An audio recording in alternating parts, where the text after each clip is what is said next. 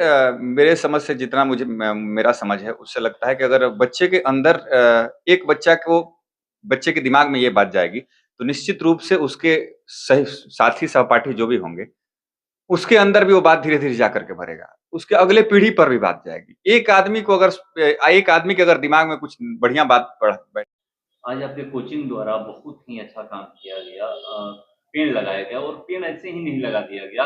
पहले उसके लिए एक रैली निकाली गई, रैली निकालने के बाद सबको ये एक संदेश दिया गया कि हम पेड़ क्यों लगा रहे हैं। ये सोच कहाँ से आई? ये सोच देखिए, मैं आर्ट्स का एक तो टीचर हूँ और आर्ट्स में हम लोग यहाँ पर इतिहास, भूगोल, नागरिक, साइकोलॉजी सब सब्जेक्ट पढ़ाते हैं। तो इतिहास पढ़ते समय हम लोगों को ये मिला कि जब भी समस्याएं हमेशा आती रही है इतिहास में, इतिहास हमेशा चेंज होते रहा है।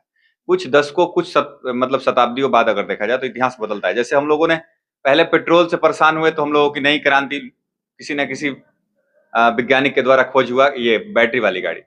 तो कोई ना कोई पहल अपना किया इस पे। तो ये हम लोगों ने देखा, गांधी जी आए बीच में, फिर आप देख सकते हैं कि जब छात्रों को समस्या हुआ तो जयप्रकाश नारायण बीच में आए। तो कोई ना कोई ये सब पहल लेकर के आया, कैंपेन लेकर के आया, जगह-जगह लोगों को जागरूक करने का काम किया।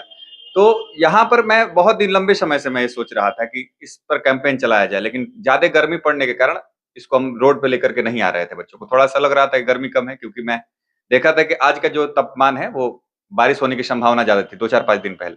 इसी कारण ये दिन निर्धारित किया गया था, और ताकि लोगों के अंदर जो जागरूकता है वो ज़्यादा से ज़्यादा फैले, और जो शिक्षित वर्ग नहीं है, जो उतना जानकारी नहीं है इस क्षेत्र में, वो भी जान सके कि अगर पेड़ काट रहे हैं तो क्या समस्या आने वाली, अगली पीढ़ी को हमारी क्या समस्या होना। हम तो सही से रहे, लेकिन अगली पीढ़ी को क्या समस्या। देखने को ये भी मिला कि कहीं पर कुछ देखा जाता है कि अगर कहीं कहीं पर कोई कुछ काम करने निकलता है, तो युवा जो होते हैं वो थोड़ा-सा मतलब ऐसे कामों में कम योगदान देते हैं, मगर आपके कोचिंग के जो भी स्टूडेंट्स हैं, वो बढ़-चढ़ के हिस्सा लिए। बच्चों को मेरी मेरी समझ से शिक्षा का मतलब सिर्फ डिग्री पाना और नंबर लाना नहीं।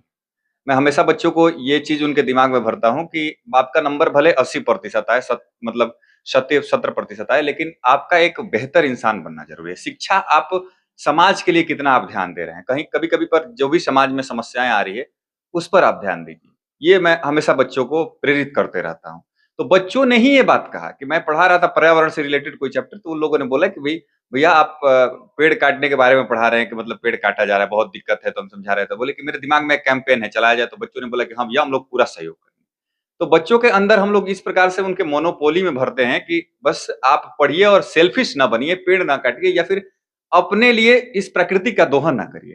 तो ये बात हम लोग बच्चों के अंदर भरते रहते हैं, जिसके कारण बच्चों के अंदर इस तरह का मोनोपोली बन गया है कि नहीं, ऐसे कैंपेन में वो बढ़ चढ़ के आने वाले समय में हमेशा हिस्सा लेंगे। या ये भी बातें की गई कि जैसे यहाँ पर तो ये कार्यक्रम किया गया, बच्चों से बोला गया कि नहीं आप अपने घर पे भी इस तरह कार्यक्रम करें, पेड़ लगाएँ अगर खाली जगह बचा हो तो।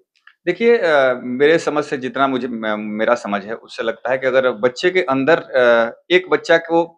बच्चे के दिमाग में ये बात जाएगी, तो निश्चित रूप से उसके सही साथी सहपाठी जो भी होंगे, उसके अंदर भी वो बात धीरे-धीरे जा कर के भरेगी। उसके अगले पीढ़ी पर भी बात जाएगी। एक आदमी के अगर दिमाग में कुछ बढ़िया बात बैठाया जाता है, तो कई लोगों का इससे कितना बड़ा समाज में विकास होता है, मेरे दृष्टिकोण से। निश्चित रूप से होता भी है, और मैं हमेशा से बोलते भी रहता हूँ कि आप लोग जो है, जो भी बात यहाँ पे सीख रहे हैं, अपने जीवन में उतारिए। अगर लग रहा है कि कहीं पे समस्याएँ आ रही है, घर पे समस्याएँ आ रही हैं, तो जैसे पेड़ लगाना। तो ये बात होती है कि आप लोग जाकर के वहाँ पर भी अपने जागरूक करें, गाँव-गाँव में जाकर के जागरूक करें। टी-शर्ट भी बच्चों को मैंने दिया इसीलिए कि जो टी-शर्ट वो पहनेंगे और जाएँगे, उस पे लिखेगा सेव ट्री सेव लाइफ, ऐसे का, तो वो जब लोग देखेंगे तो उनके अंदर देख कर भी कुछ प्रेरणा ज़रूर पूछेंगे कि क्या है?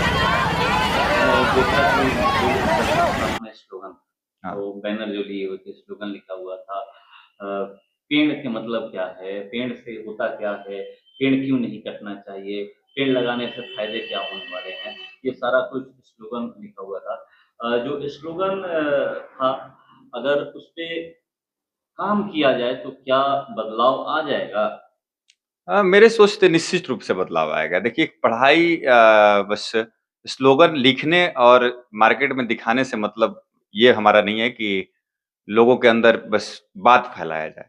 और अगर ये स्लोगन लोगों के विचार में घुस जाता है, तो निश्चित रूप से गांधी जी ने क्या किया था? गांधी जी ने बहुत ऐसा, जो साउथ अफ्रीका उस जमाने में पढ़ने के लिए गए थे, जो इंग्लैंड पढ़ने के लिए गए थे, उनके पास इतना पैसा था कि जीवन भर बैठ के भी खा सकते थे। इतना पैसा होगा, जो आज के जमाने में हम लोग मुंबई दिल्ली नहीं जाते हैं। वो उन्होंने क्या किया, उस स्लोगन को लोगों के अंदर विचार में घुसाने का प्रयास किया और लोगों के अंदर बताया कि राष्ट्रवाद की भावना का उदय करिए, ना कि अपने लिए लड़िए। और जब राष्ट्रवाद के लिए लोग लड़े, निश्चित रूप से 1947 में हमारा देश आजाद हो गया। और यही कारण है, जो स्लोगन एक बार अगर ये दिमाग में घुस गया कि पेड़ जरूरी है, पेड़ को काटना एक इंसान के मृत्यु करने जितना खतरनाक है, निश्चित रूप से पेड़ नहीं कटेंगे और हमारा पर्यावरण जो है एकदम निश्चित रूप से शुद्ध होगा और आने वाली जो पीढ़ी होगी बेहतरीन विकास करेगी और उनके सोच का निश्चित रूप से विकास। क्योंकि गर्मी, अगर साइकोलॉजी आप पढ़िएगा तो साइकोलॉजी में भी बात कही गई है कि गर्मी का जो इफेक्ट होता है, कि समझदार आदमी को भी अगर बहुत ज्यादा गर्मी लगे तो सोच का जो उनका क्षमता होता है 40% ही दिमाग काम करता है, अगर ज्यादा गर्मी लगता है तो सोचिए 60% सिर्फ गर्मी के कारण उनका दिमाग कम काम करता है। अगर ये गर्मी से हम लोग राहत पा गए, पेड़ लगाए, ऑक्सीजन लेवल अगर बढ़िया, देखते हैं ऑक्सीजन के बिना आदमी कैसे तड़पता है, लेवल अगर बढ़िया हो जाए तो निश्चित रूप से हमारे देश का ही नहीं पूरे वैश्विक स्तर पर ये विकास होगा। तो ये हम लोग पहल यही आगे भी ये कार्यक्रम चलेगा, निश्चित रूप से चलेगा। हमारी कोशिश रहेगी कि जब तक हम हो सकता है तब तक हम ये कार्यक्रम चलाएंगे।